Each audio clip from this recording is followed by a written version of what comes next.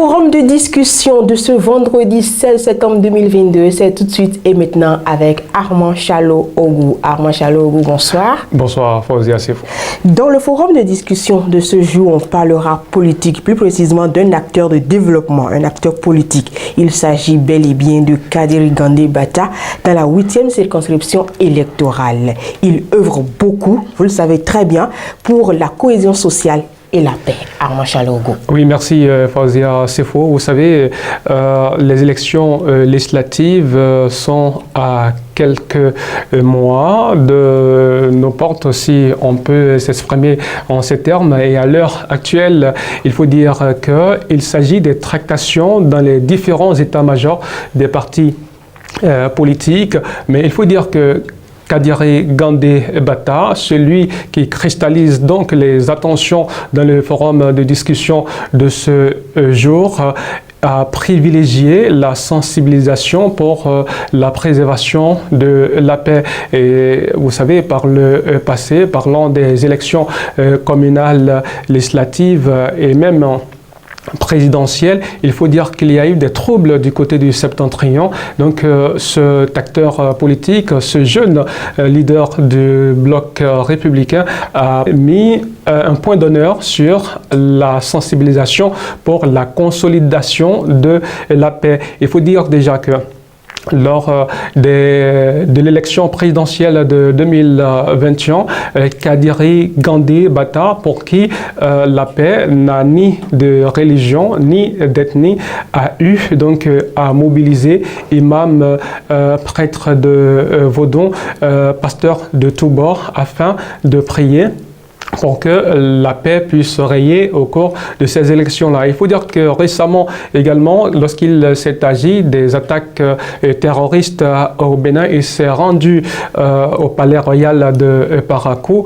Eh bien, il a réuni à ce niveau-là, comme je viens de le dire, non seulement le roi et les chefs de terre, mais également les imams et les prêtres, les pasteurs, tous bords, toute obédience confondue.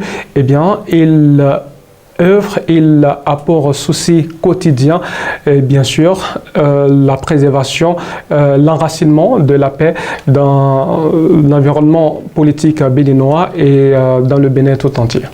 Armand Chalo-Ogou, Kadiri Gandé Bata encore s'est initié une rencontre inédite récemment entre conducteurs de Zémidjan et chasseurs autour du Curon dans la ville de Parakou. Oui, c'est vrai que c'est inédit. Comme on vient de le dire tout à l'heure, Fauzia Sefo, c'est quelqu'un qui a bien sûr pour vocation d'œuvrer pour la promotion de bien-être social, de vivre ensemble. Et c'est dans cette optique que Kadiri Gandé Bata a initié cette rencontre entre les chasseurs et les conducteurs de taxi moto dans la ville de Parakou. C'est inédit, c'est une première pratiquement parce que il a voulu quand même créer une sorte de brassage entre ces deux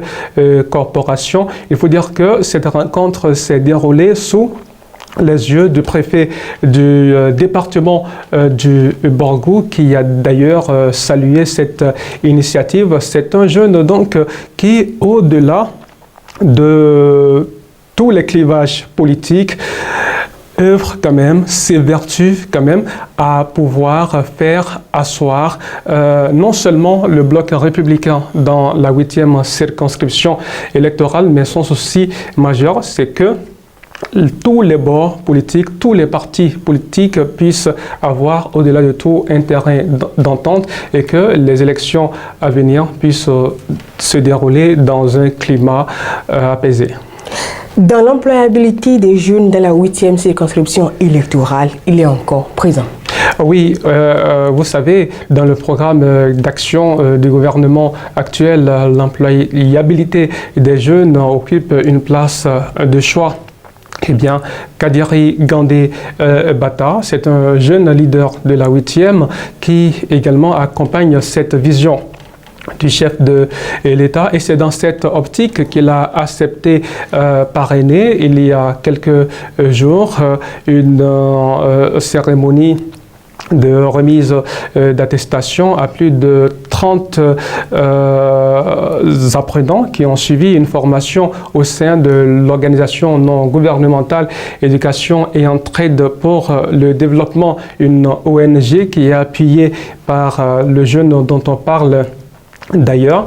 Et ces jeunes-là ont été formés, entre autres, dans les domaines de secrétariat bureautique, dans le domaine du tourisme, la cuisine, et j'en oublie, et pour la promotion à venir, parce que là, il s'agit de la 3e promotion. Kadiri Gandhi Bata s'est engagé également à apporter du sien afin que le coût de la formation soit revu à la baisse. Armand Chalogo, en matière de bienfaisance, ce jeune leader politique n'a pas gardé son silence. On ne le dira jamais assez. L'autre nom de la bienfaisance dans la 8e circonscription électorale, c'est bien Kadiri Gandhi Bata. Vous savez, il y a le mouvement, les bataillons de Patrice Talon, avec lequel il est en odeur de sainteté.